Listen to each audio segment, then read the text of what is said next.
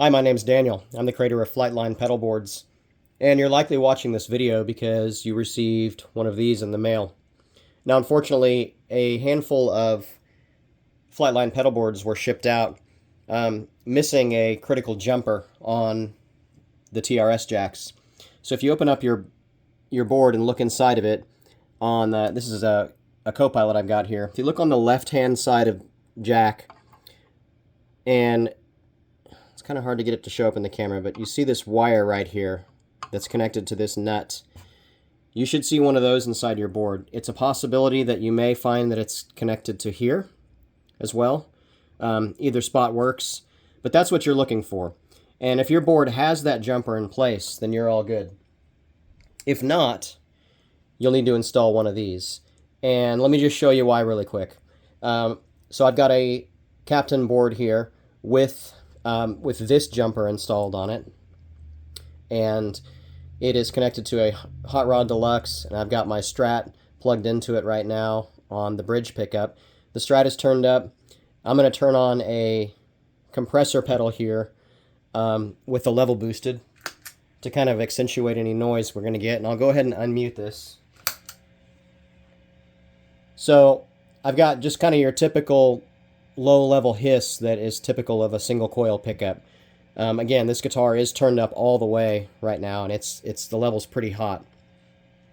So I'm going to go ahead and open up the board and disconnect the jumper so that you can see what the difference is when this jumper's in place. So here we go. So that is the noise you may possibly be picking up with certain pedals in your chain. Now, again, I've put the compressor into the signal chain, and I've boosted the level on it really hot to show this, to demonstrate this for you. But let me go ahead and put this back.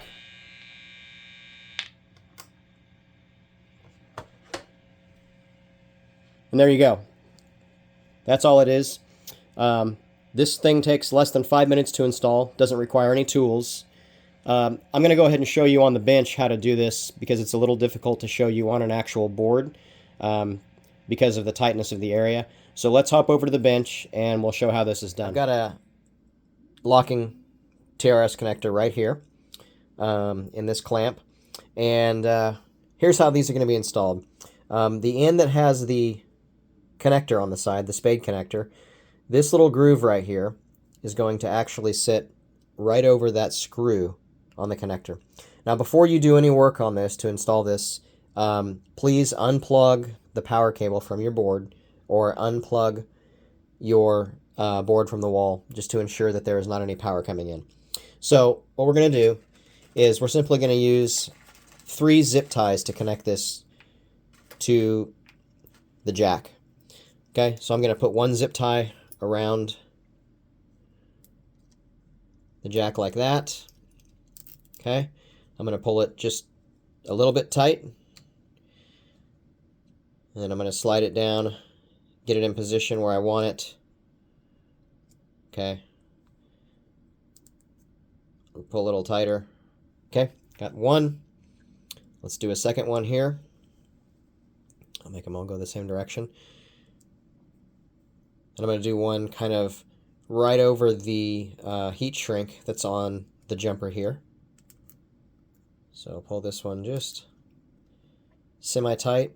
Now what I'm going to do is I've got these two kind of loosely on there, and I can still move everything around. I'm going to make sure this jumper is sitting directly over this screw. Now I'm going to rotate it so you can kind of see down on it. The jumper is sitting right over the top of the screw. Now obviously when it's in the board, you'll be looking at it straight down like this, so you'll just kind of have to judge for yourself, but you can see the gap there. You can see that it's not twisted one way or the other. So just kind of got to get it on there so it sits sort of nice and straight over the top. And then I'm going to pull these just a little tighter. One more click. Okay. And then the last thing I'm going to do is put 1/3 and final zip tie directly over the top of the screw. And you can see it sort of falls right at the end of this raised area here, which is fine. So I'll put that right there like that.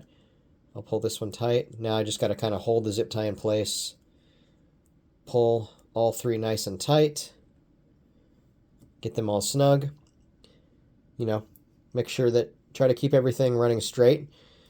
This is the one you're going to want to make sure is good and tight, because you want to be able to move this cable around and not have this connection move on you. So once you got the 3 zip ties in place, you can come in with some fingernail clippers or some wire cutters, whatever. You can clip off the tails and you are good to go. And that's all there is to it.